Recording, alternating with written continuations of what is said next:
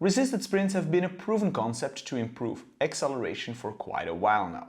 However, in this day and age, with increasing technological advancements, the equipment that can be used to perform these resisted sprints is ever growing.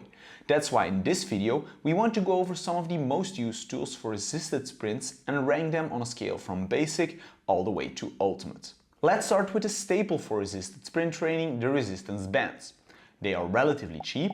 For around 5 to 40 euros or 5 to 40 US dollars, you can have a full set of bands ranging all the way from weak ones up to super strong ones that can barely be extended. Now, they also have some downsides. Most often they require a second person to hold the band when the athlete is performing the run. And most important, due to the band being elastic, the resistance is impossible to maintain perfectly the same throughout a run.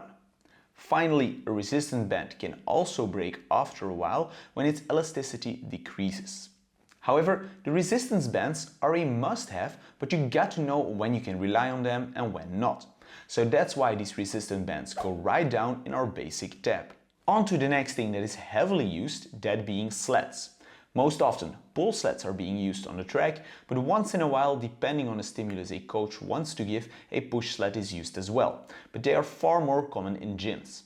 The sled has an advantage over the resistance bands because the load can be increased more gradually and you don't need a coach or partner to assist you. Now, depending on the surface and the weather conditions, the friction coefficient of your sled will vary, and so will the training impulse. So you might need to add or subtract weights, which makes the repeatability of a training more difficult. Price-wise, sleds can range from 50 to 150 euros or 60 to 200 US dollars. Just make sure you know what you want, does the sled need to be able to go over a starting block or not, etc. So sleds seem pretty great.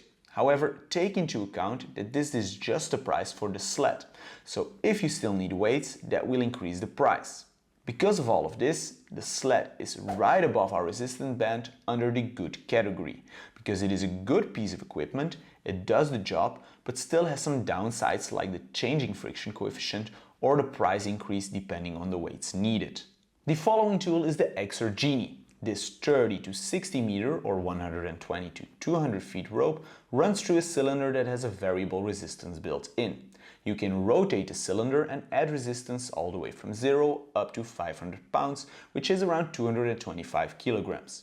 The benefits are that you can do this on your own, just like the sled. It's very portable because you don't have to carry around all the weights. There is also a quick release mechanism that can be bought separate if you want to combine a resistance sprint for a certain distance, followed by a normal bodyweight sprint. Be aware, however, you will need a second person to operate that quick release mechanism. Looking at all of that, the Xer Genie looks like a very good alternative to the sled. However, I have two gripes about this tool. Number one being that they don't have anything to adequately store the rope. I DIY'd this thing so I can rapidly unwind or store the rope, but it would have been a very nice addition if they would have thought about it themselves, because before I made this, the rope always got tangled when I rolled it out or stored it. The second gripe is the consistency of the resistance. I barely have gone above 15 pounds of resistance, which is not a lot, but I have had athletes barely progress forward at that resistance and the second run move almost free of resistance to then again barely see them advance in the third run. I don't know if something broke within or what happened, but from time to time the resistance does not seem to be applied equally throughout a run or over separate runs. When it doesn't do that, however, the Xer Genie really is a step forward to the pull sled, in my opinion. That's why we place it one step higher than the sled in the great category. The next tool might look a bit weird at first glance, but I do find it very helpful in some specific cases, and that's the bullet belt. This belt with rope and handles attached is meant to give resistance up until a certain point at which the assistant pulls on one handle and activates the quick release system to set the athlete free. I have used this a lot during block training to give some resistance in the set position, so the athlete really has to push his or her heels over the blocks, and once the starting signal goes off, I set the athlete free to maximize the forward projection. Because the belt is not elastic, it is the assistant's job to make sure the resistance sprint feels fluid, which is not an easy thing. But it has some very specific situations where it shines, and for a price of 60 euros or 70 US dollars, this can come in very handy. That's why we place it next to the Xer Genie in the great category. Second to last is the Run Rocket. This device has a range of 36 yards or around 30 meters. It provides resistance over 20 progressive levels, ranging from very light to very heavy. It also runs on 2 AA batteries that are supposed to last for around 6 months.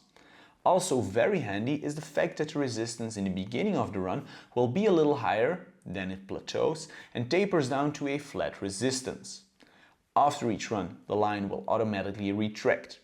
The athlete can operate this device all by him or herself, so you as a coach can watch him or her move and perform. The wheels make it so you have a portable device that can be brought anywhere. The Run Rocket will also track power output, time and reps that can be viewed on the display.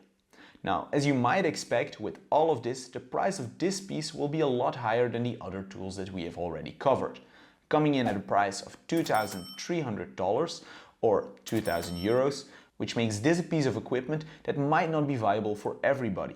But because of its capabilities to track some parameters during each run, while also being able to have a broad range of resistances available, we are putting the Run Rocket under the perfect category in our diagram. Now, while the Run Rocket was all the hype a decade ago, the last few years it has landed in the shadow of our final resisted sprint tool, the 1080 Sprint. This rectangular box has a 90 meter or 290 feet rope rolled up inside and connected to some motors. This device needs to be plugged into a socket and it can give between 1 to 15 kilograms or 2 to 34 pounds of resistance. This is, in my opinion, the ultimate resisted sprint tool. And why is that, you might ask?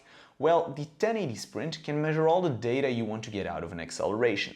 Step length, frequency, power, you name it. This makes it ideal to create accurate speed profiles. All this data can be directly sent to a tablet or Windows PC after every run. And if that isn't enough, aside from resisting you, this device also has a motor to reel in the rope, so you can even do assisted or super maximal sprints. This makes the 1080 Sprint not only ideal for acceleration training, but also for maximal velocity training sessions. You might have already guessed it, but for us the 1080 Sprint is the ultimate resisted sprint tool. However, that doesn't mean there are no downsides. And the first thing that is far from ultimate is its price. Coming in at around 23,000 US dollars or 20,000 euros, this device is only affordable for a small group of people. But there might be change on the horizon, because 1080 Motion announced a more compact version of the Sprint, that being the Sprint 2.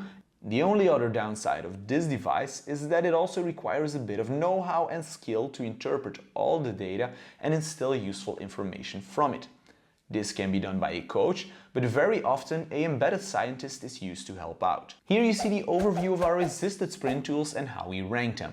Links to all of the products can be found down below in the description.